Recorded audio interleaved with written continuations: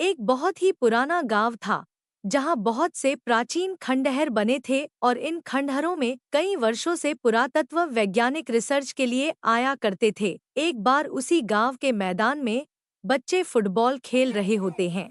अचानक उनकी फुटबॉल एक गड्ढे के अंदर चली जाती है। गड्ढा काफी गहरा था, इसलिए बच्चों की हिम्मत उस गड्ढे के अंदर जाने की नहीं हो रही थी।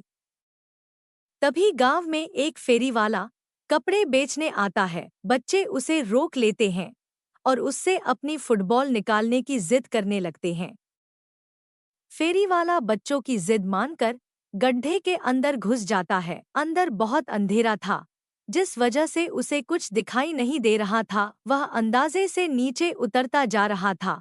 अचानक उसका पैर फिसल जाता है और वह गड्ढे के अंदर जाकर फंस जाता है। फेरी वाला दर्द से चीख उठता है और उसकी आवाज सुनकर आसपास के लोग गड्ढे के पास जमा हो जाते हैं और सभी उसे निकालने की कोशिश करने लगते हैं।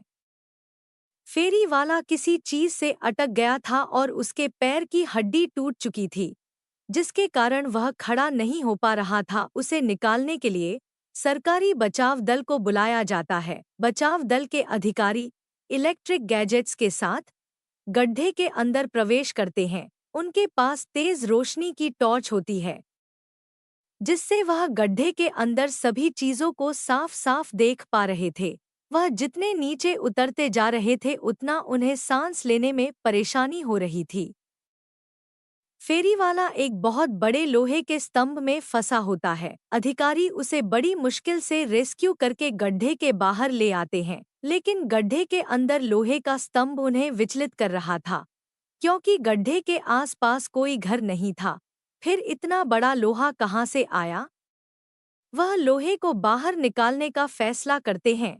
उस धातु के गहन अध्ययन से उन्हें इस बात का एहसास हो चुका था कि यह जरूर हिंदू संस्कृति से संबंधित कोई विशाल अस्त्र हो सकता है, क्योंकि स्तंभ का आकार बहुत विशाल था जिसे निकालने के लिए बड़ी बड़ी मशीनें लगाई जाती है और स्तंभ को निकालने की जद्दोजहद शुरू हो जाती है। उस गड्ढे के आसपास हजारों की तादाद में लोग जमा हो जाते हैं। सभी उत्सुकता से गड्ढे की तरफ देख रहे थे। खनिज विभाग के अधिकारी पूरी मशक्कत के साथ स्तंभ को निकालने में लगे होते हैं।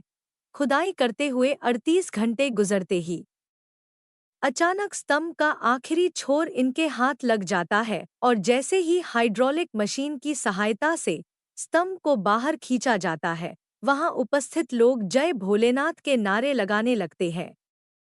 वैज्ञानिकों के हाथ में बहुत बड़ी सफलता लगती है, क्योंकि वह हिंदू संस्कृति के प्रतीकों का शोध कई वर्षों से कर रहे थे और उन्हें आज तक इतना बड़ा जीता जागता उदाहरण नहीं मिला था। त्रिशूल की रिसर्च करने के लिए कई देशों से वैज्ञानिकों को आमंत्रित किया जाता है। सभी अपने अपने स्तर से त्रिशूल की कई पैमानों में जांच करते हैं और जब फाइनल रिपोर्ट आती है तो वैज्ञानिकों में खुशी की लहर दौड़ पड़ती है, क्योंकि यह हजारों वर्ष पुराना भोलेनाथ का ही त्रिशूल लग रहा था। क्योंकि इससे जुड़ी जानकारियां इस बात को प्रमाणित कर रही थी कि यह पृथ्वी में उपस्थित किसी भी धातु से नहीं बना था, बल्कि अंतरिक्ष में उपस्थित विभिन्न प्रकार की चट्टानों के मिश्रण से इसका निर्माण हुआ था। वैज्ञानिक त्रिशूल मिलने की खुशियां मना रहे थे। अचानक प्राकृतिक वातावरण बदलने लगता है।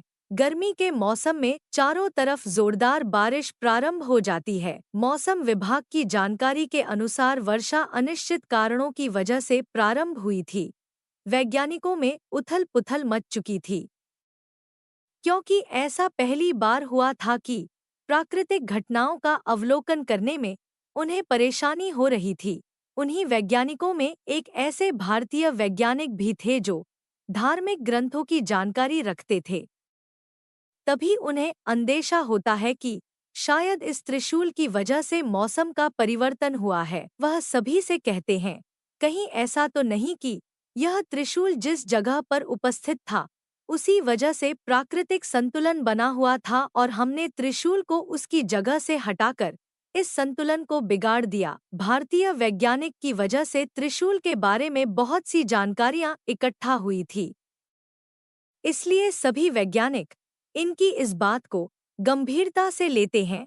और त्रिशूल को वापस उसी जगह ले जाने का फैसला करते हैं जहां से वह इसे निकाल कर लाए थे। दोबारा मशीनों की मदद से त्रिशूल को उठाने का प्रयास किया जाने लगा, लेकिन त्रिशूल का वजन बढ़ चुका था और बड़ी बड़ी मशीनों से भी त्रिशूल को हिला पाना संभव नहीं हो पा रहा था। वैज्ञानिक चिंतित हो जाते हैं, उन्हें कुछ समझ में नहीं आ रहा था, क्योंकि यह त्रिशूल इन्हीं मशीनों की मदद से लाया गया था और अब यह हिलने का नाम नहीं ले रहा। तभी भारतीय वैज्ञानिक सलाह देते हैं कि त्रिशूल शक्ति का प्रतीक है और इसे यहाँ से हटाने के लिए भगवान भोलेनाथ का आह्वान करना होगा। शिव पूजा को संपन्न करने के लिए एक पुरोहित बुलाए जाते हैं जो भोलेनाथ की संपूर्ण पूजा विधि का आयोजन करते हैं और इसी दौरान त्रिशूल अपने आप हिलने लगता है। उसे हिलता देख वैज्ञानिक हाइड्रोलिक मशीन से त्रिशूल को उठाने का आदेश देते हैं और अगले ही पल त्रिशूल एक पेड़ के पत्ते की तरह उठ जाता है। शिव की महिमा देखकर सभी वैज्ञानिक दंग रह जाते हैं। सभी हाथ जोड़ते हुए भोलेनाथ को प्रणाम करते हैं और जैसे ही त्रिशूल को गड्ढे में वापस प्रवेश करवाया जाता है, अचानक बारिश रुक जाती है। वैज्ञानिक अब समझ चुके थे कि हमें भी प्राकृतिक चीजों को बिना उनका स्थान परिवर्तन किए ही शोध करना होगा, अन्यथा इस पृथ्वी का अस्तित्व ही नहीं रहेगा। और इसी के साथ शिव के रहस्यमय त्रिशूल का किस्सा खत्म हो जाता है।